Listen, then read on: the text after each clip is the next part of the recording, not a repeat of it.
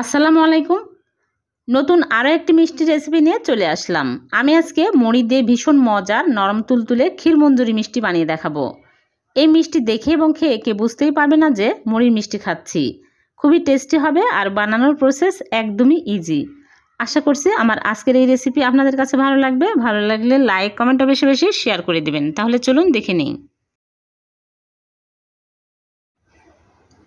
প্রথমে বোলের মধ্যে নিয়ে নিচ্ছি মুড়ি 2 কাপ। এই মুড়ি এখন আমি ব্লেন্ডার জাগে নিয়ে গুঁড়া করে নেব। আপনাদের মুড়ি যদি নরম হয় তাওয়ায় হিট দিয়ে গরম করে মুসমুসে করে তারপরে গুঁড়া করে নেবেন।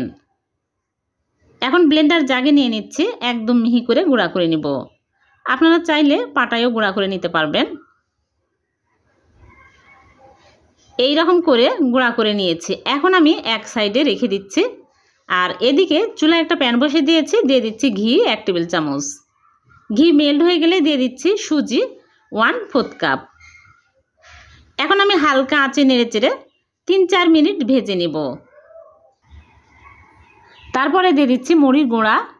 মুড়ির গুঁড়া সবগুলো দিয়ে দিলাম। এখন আমি হালকা আঁচে 3-4 মিনিট ভেজে নেব। আর খেয়াল রাখতে হবে পুড়ে যেন লাল হয়ে না যায়। চিনি দিয়ে দিলাম 1/3 কাপ।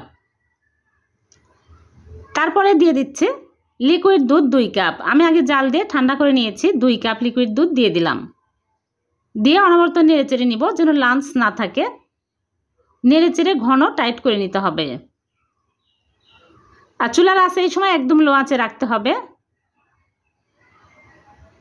আস্তে আস্তে ঘন হতে শুরু হয়েছে, আরও একটু টাইট করে নিব।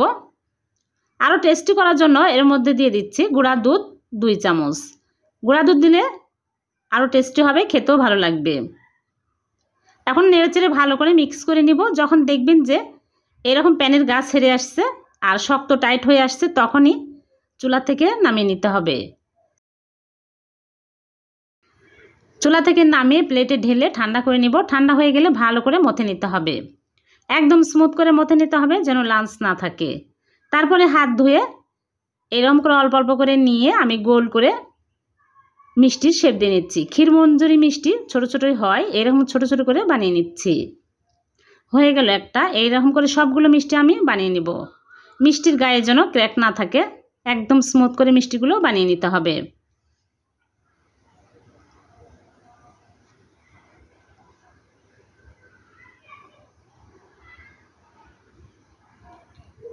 সবগুলো মিষ্টি বানানো হয়ে গেছে।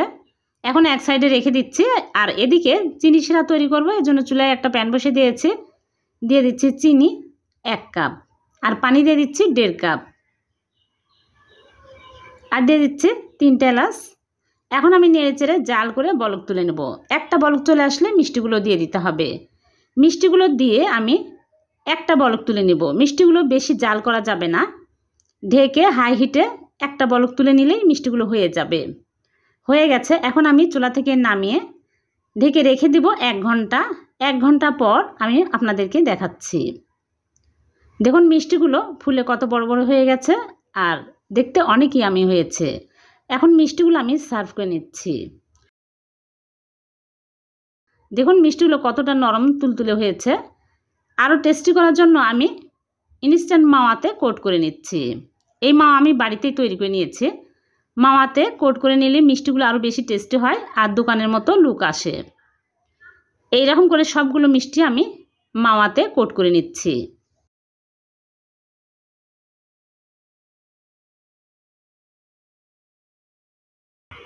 হয়ে গেল ভীষণ মজাদার মুড়ির ক্ষীরমঞ্জুরি মিষ্টি।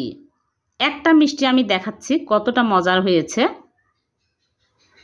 খুবই মজার এই মিষ্টিগুলো।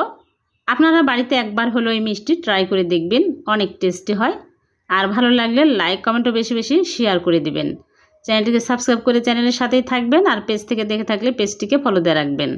আবারও দেখা হবে নতুন কোনো রেসিপিতে। সে পর্যন্ত ভালো থাকবেন। আল্লাহ হাফেজ।